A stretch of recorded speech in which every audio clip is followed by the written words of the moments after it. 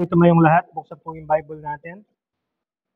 Hindi po ako nakaschedule ngayon, pero by God's grace, pag-aralan po natin ang salita ng Diyos.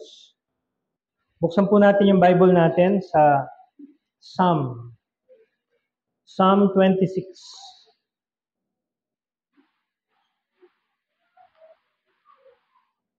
Psalm 26, verse 2. Amen? Psalm 26, and in verse 2, sabi po dito, "Examine me, O Lord, and prove me, try my reins and my heart." Tayo po yung manalangin. Dear Lord, we ask for your wisdom. Encourage us and help us to learn to examine ourselves according to your word. This is our prayer in Jesus' name. Amen. Magandang hapon po sa atin. No?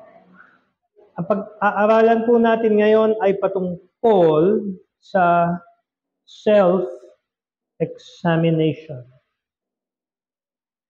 Kung tayo po ay magiging abogado, tayo po ay kailangan na sumailalim sa tinatawag na bar exam. Tama po ba? Pag ikaw ay magiging teacher, kailangan mo sumailalim sa board exam. Pag ikaw ay magiging engineer, anong exam? Ha? Board exam din. Oh. Hindi ka pwedeng maging lisensyado o hindi ka pwedeng mag-practice hanggang ikaw ay hindi lisensyado.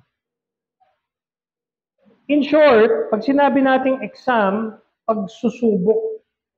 Or, pag sinabi nating exam, pagkilala.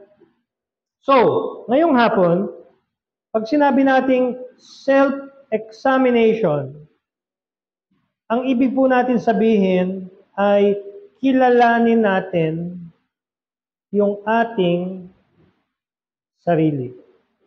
Know yourself. Hindi ko alam kung sino ang nagsabi doon sa mga I didn't have time to research, no? Pero sabi ng isang Greek, hindi ko alam kung si Socrates ang nagsabi know thyself. No? Know thyself. How much do you know yourself? Minsan sasabihin natin, no, i-build up natin yung sarili natin. Magaling ako sa math. Kaya sabihin natin, magaling ako sa computer. Magaling akong mag-TikTok. Magaling akong mag-edit. No? Magaling akong kumuha ng picture. Magaling akong mag-preach. Marami tayong kilala natin sarili natin. Tama? Magaling akong kumanta. May kumanta dito ngayon, no?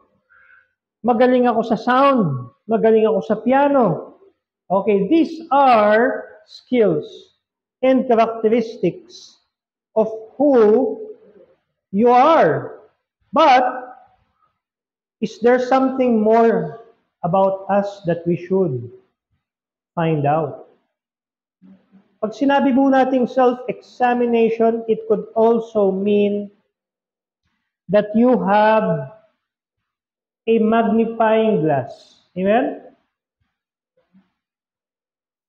Ang magnifying glass, the purpose of the magnifying glass is because we do not see everything right away. Pag tiningnan mo ang isang bagay, halimbawa, itong mic na to, tiningnan ko dito, kita ko, linaw mata ko eh. Ako. Pero pag ginamitan ko to ng magnifying glass, I will see something else na hindi nakikita normally. Maaring makita ko yung foam. Pag ginamitan ko to ng microscope, baka ma-shock ako. Why? Makikita ko yung mga bacteria, saka germs dito. You see where I'm getting at? Examination, at first inspection, parang normal. Parang wala namang problema.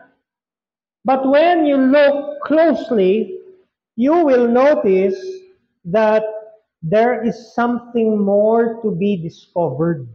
There is something more to be seen.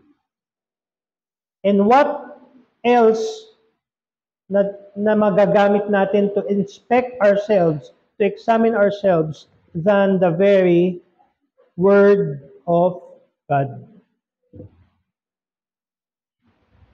Sabi ng Bible, di ba? Wherewithal shall a young man cleanse his way? By taking heed into thy word. Self-examination. Bakit natin kailangan the first point, no? First point natin is why. Why do we need to examine ourselves? Let's look into God's word. Jeremiah 17, verse 9. You probably already memorized this. Jeremiah 17, it says here in verse 9, the heart is deceitful above all things, and desperately wicked. Pag sinabi po nating desperately, it means it could hardly be remedied. No? Pag sinabi nating desperate, no, pag tiningnan natin yung word line niyan, makikita natin pag sinabi nating desperate, nandito na yan sa number 9. Sobra na. No? Alam niyo kung sino yung mga nagnanakaw? Sino yung mga pumapatay? Sino yung mga nagpapakamatay? Ito po yon, yung mga desperate. Desperado na, kakapit na sa patalim. And that is how the Bible describes the condition of our heart. It is super wicked. Eh ano yung nakikita natin na parang mabait tayo? No? Na parang mabait tayo. Pero tinasabi ng Bible, eto talaga tayo. No? The Bible says that you are by nature. Nakakita na ba kayo ng bata na sobrang bait? Nakakita na ba kayo ng bata na sobrang bait? Na hindi mo tuturuan, mabait talaga. Oh. I have yet to research kung merong bata na hindi man lang pinagsabihan at hinayaan lang by itself na lumaki. I wonder what kind of person that kid would turn up to be. No? But it is enough that the Bible says that our heart is by nature, sa verse 9, no? Sabi dito, the heart is deceitful above all things. Anong ibig sabihin ng deceitful? It means that it cannot be relied upon. Your heart says, sabi ng puso mo, mahal ko siya. Pero sabi ng isipan ko, hindi. Ganun, no? Mga play on words. But actually, kapag tayo nagmahal, hindi lang puso, no? It is the whole you na nagmamahal. Your head, your heart, and your pocket. Amen? Ngayon nyo lang narinig yun? Kasama po yung pocket. Bakit? Pag wala kang pocket, hindi ka makapagsundo sa loved one mo. Gas-gas na yung statement that you cannot love. Di ba? Alam niyo yun, di ba? You cannot love without giving. Tama? Because God Himself gave. In verse 9, it says here that the heart is deceitful. Therefore, it cannot be trusted. And that's why we need to examine ourselves. 1 Corinthians chapter 11, tingnan po natin in verse 31. 1 Corinthians chapter 11, in verse 31, it says here, for if we would judge ourselves, we should not be judged. Bakit po natin kailangan i-examine ang sarili natin? Number one, kasi ang puso natin naturally wicked. Hindi mapagkatiwalaan. Number two, itong binasa natin, we need to examine ourselves because the Bible instructs us to judge ourselves. Gusto mo ba ako pa mag-judge sa'yo? Gusto mo ba Diyos ang mag-judge sa'yo? Yes, mangyayari talaga yun. God will judge you. But before He judges you, before I judge you, i-judge mo na ang sarili mo. Hello? Amen? You are the best person to judge yourself. Hindi ko napapahabain. Number 2 na tayo. Number 1 yung why eh. No? Number 2, yung what. Ano yung i-judge natin? Ano yung i-examine natin?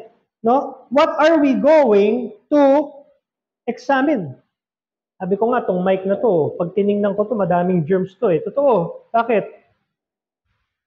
Needless to say, di ba, dyan lumalabas yung ating di ba, yung naiipon. Kaya dapat dito, pinapalitan na ng wireless. Amen? Amen.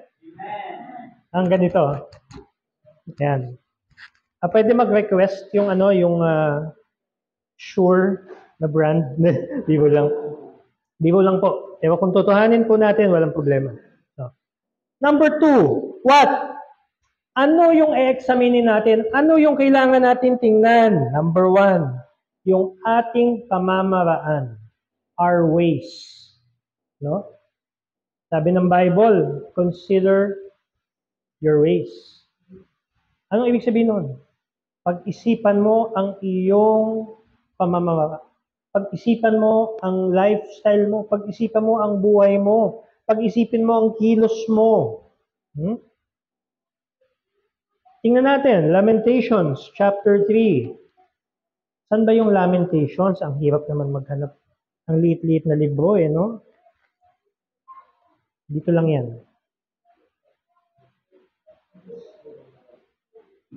Kita nyo, ako nga, nahirapan magbasa eh. Maghanap po. Ayan na, ayan na. Ayan na. Okay. Dali, lumagpas.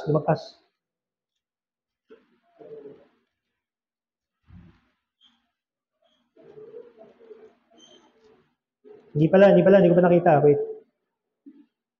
Hindi ka kasi pinupuntahan eh.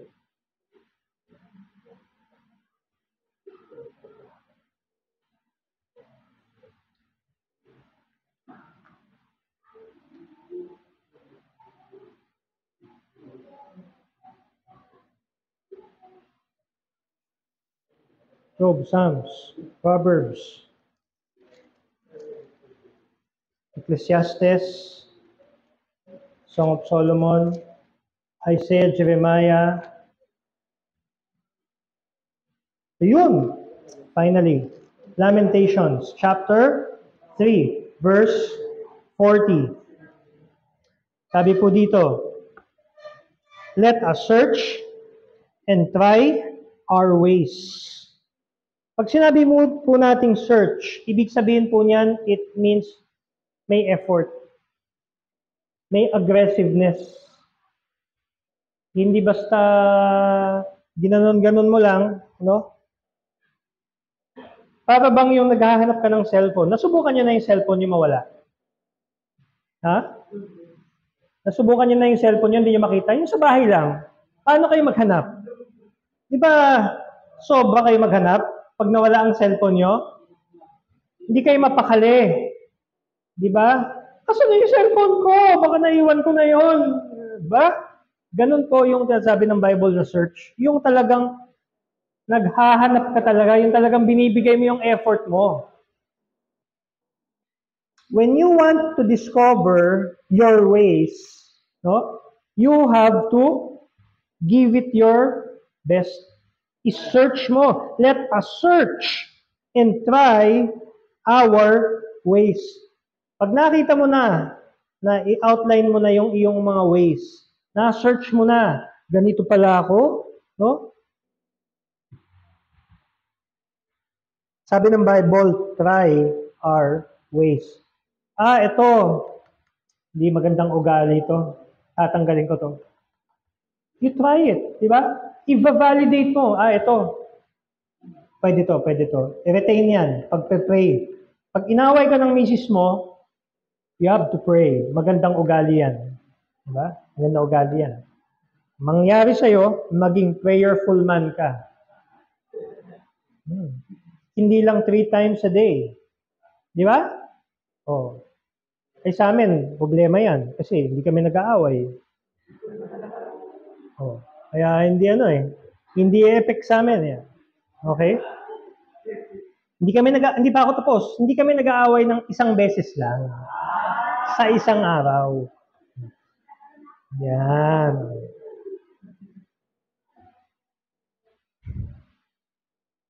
Nawala tuloy ako sa sasabihin.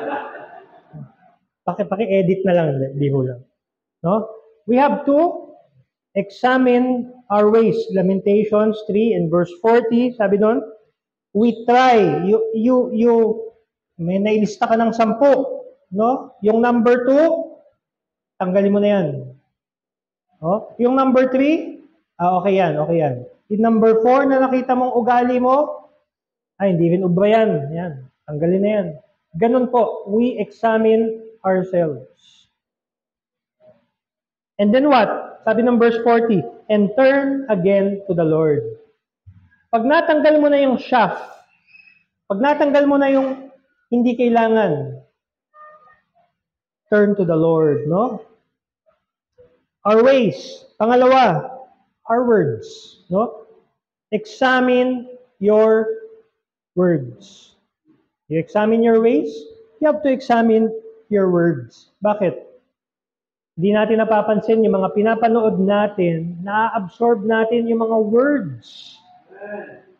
Na-absorb natin yan. Hindi natin napapansin yung mga sinasamahan natin ng mga kaibigan natin, na-absorb din natin yung mga words mamaya, yung expression nila, harmless man, pero na-absorb natin. Ano ba yung uso ngayon? Ba? Ano ba yung mga usong salita ngayon? Ang daling magpauso ngayon eh. Ha? Yan. Alam mo yon? Examine your ways. Examine your words.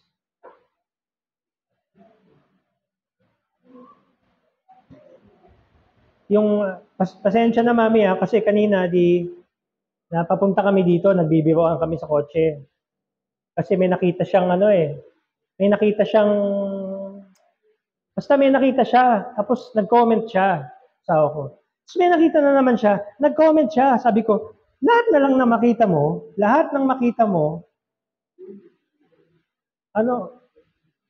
meron kang may sinasabi ka. So, ginawa ko, ginaya ko siya, nagdadrive ako. Makita ko, bakanting loto to. Bakante pala dito, ganda bakante. So, yung mga anak ko sa likod, natatawa din sila. Bakit? So ganyan pala ako, sabi ng misis ko, no? Sabi ni Mr. Marilyn. So natatawa din siya, no? Kasi lahat ng nakikita niya ay yung pusa. Senior na siguro yan kasi ang bagal maglakad. Hindi ako nagsabi noon.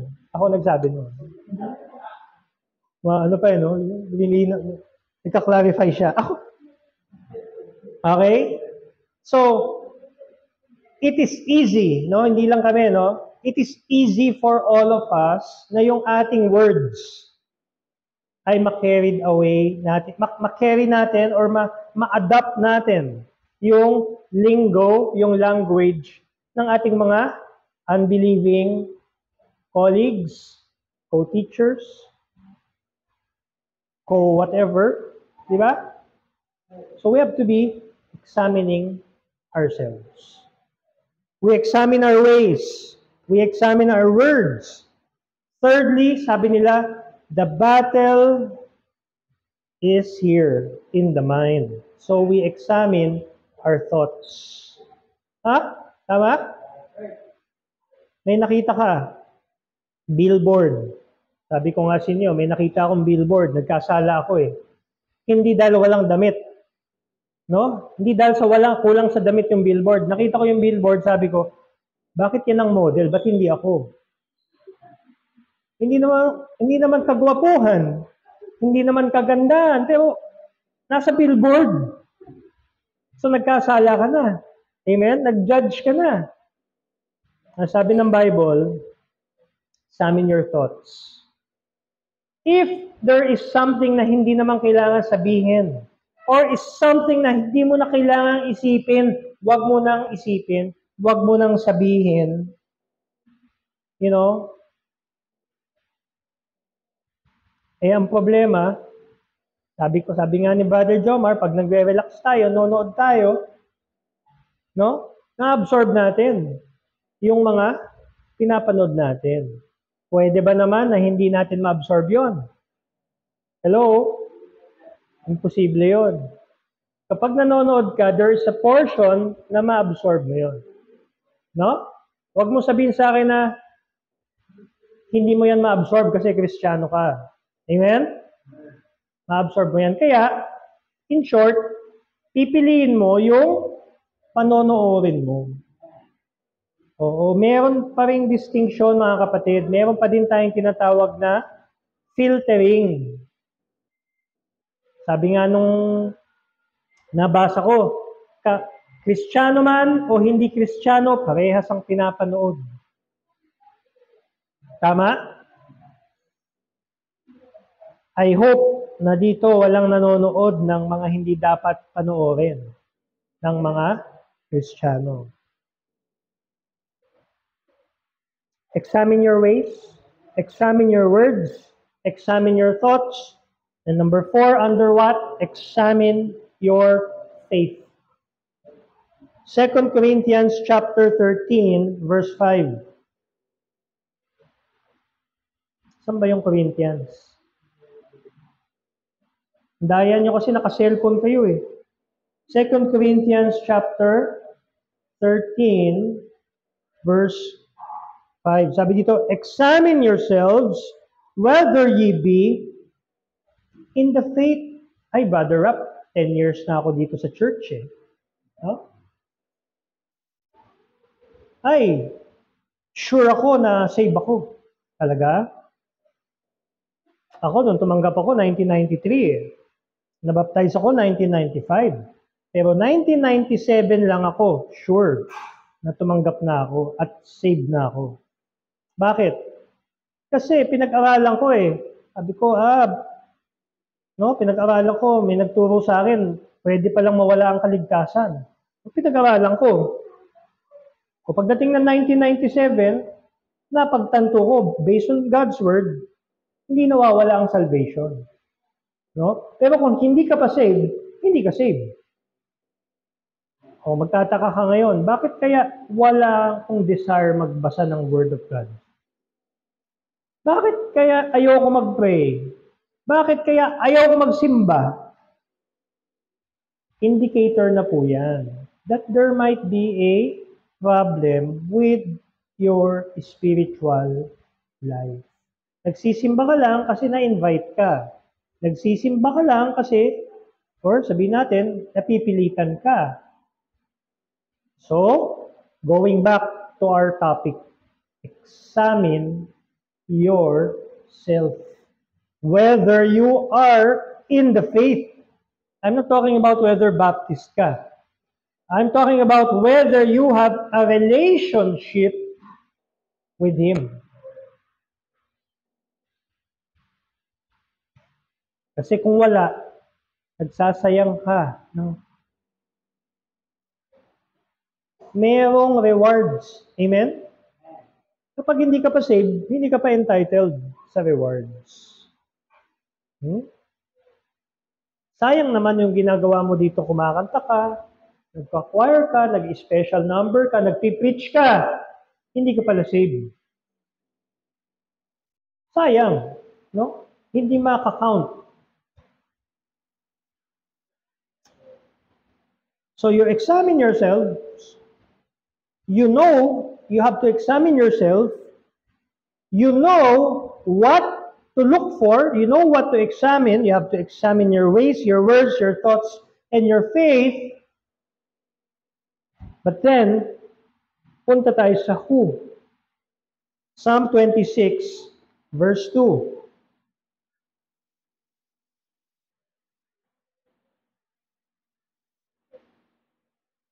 Okay? Psalm 26, verse 2. Sabi po dito, examine me, O Lord, and prove me. So, who? No? Sinong mag-examine sa atin? God is going to prove us. How does He prove us? Huh? When is He going to prove us? When is He going to judge us? He's not going to finally judge us here habang buhay ka. Kasi may tinatawag na judgment seat of Christ, yung bema judgment which is reserved for rewarding, and yung judgment seat of Christ, the great white throne judgment, yun naman naka-reserve sa mga unbelievers. Okay? Until then, hanggat may buhay pa tayo, the encouragement is for us to examine ourselves. Because aantayin pa ba natin na Diyos ang mag-judge sa atin? Marunong ba kayong maglaban ng damit? Ha? Makayas oh. Makayas no? Kayo dyan, tahimik nyo. Dapat lahat tayo marunong maglaban ng damit. Kasi marunong tayong magdamit. Amen? Kung hindi ka marunong maglaban ng damit, huwag kang magdamit. Because it is a responsibility. Responsibilidad yan No? Marunong ka magdamit, dapat marunong ka maglaban ng damit. Amen? Oh. Sa mga may kotse, kung may kotse ka, dapat marunong ka maglinis ng kotse. May ipin ka. Anong kasunod nun? Dapat marunong kang mag-toothbrush. Wala ba sa topic? Nasa topic yan. You examine yourself. Pag hindi mo examinin ang sarili mo, someone is going to examine it. Examine you for you. Gusto mo ba yon? Na yung ibang tao pa ang magsasabi sa'yo? Ayaw natin yun? Ayoko nun. No? Yung napagsasabihan ako, ayoko nun. Sino bang may gusto nun? Pero as a Christian, pag pinagsabihan tayo, tanggapin natin. It is a sign of maturity. Na kahit ayaw mo, gagawin mo, tatanggapin mo. Sign yan ng maturity. Yung tao na ayaw ng rebuke, ng reproof, hindi pa yan mature. Pero pag mature ka na, napagsabihan ka, you acknowledge it, you repair it, you examine yourself, you prove it. Pagkatapos, sablay pala, tanggalin mo na yan. Hindi yan makakatulong sa'yo. And then what happens? What happens is you grow. What happens is you get clean. You get purged.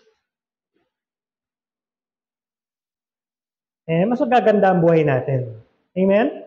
Alam niyo ba na kaya hindi maganda ang buhay natin dahil sa mga hindi magandang bagay na hindi natin tinatanggal sa buhay natin. And hindi po ako nagmamalinis kasi wala pong malinis sa atin. No? I am just declaring from God's word that there are a lot of things that that is making us dirty. So we have to examine ourselves. Alam na natin kung bakit. We know the why. The heart is deceitful, no? Naturally wicked. Why? We don't want others to judge us. No? That's why the Bible says, judge yourself. Alam na natin kung ano yung titingnan natin, yung ways natin, yung words natin, yung thoughts natin, yung pananampalataya natin, and of course, the who. Sino yung magja-judge sa atin? Sino yung mag-examine sa atin? It is us and God. Mas maganda, tayo muna. Judge yourself first. And then God can judge you. Because we do not want others will be the one to judge us. Diba? It's hard. So the mature way, the mature path is for us to judge ourselves, to examine ourselves. Amen? I hope may napulot po tayo, no? Napakasimple lang po ito, na reminder on self-examination. Tayo po'y tumayo, tayo po'y manalangin.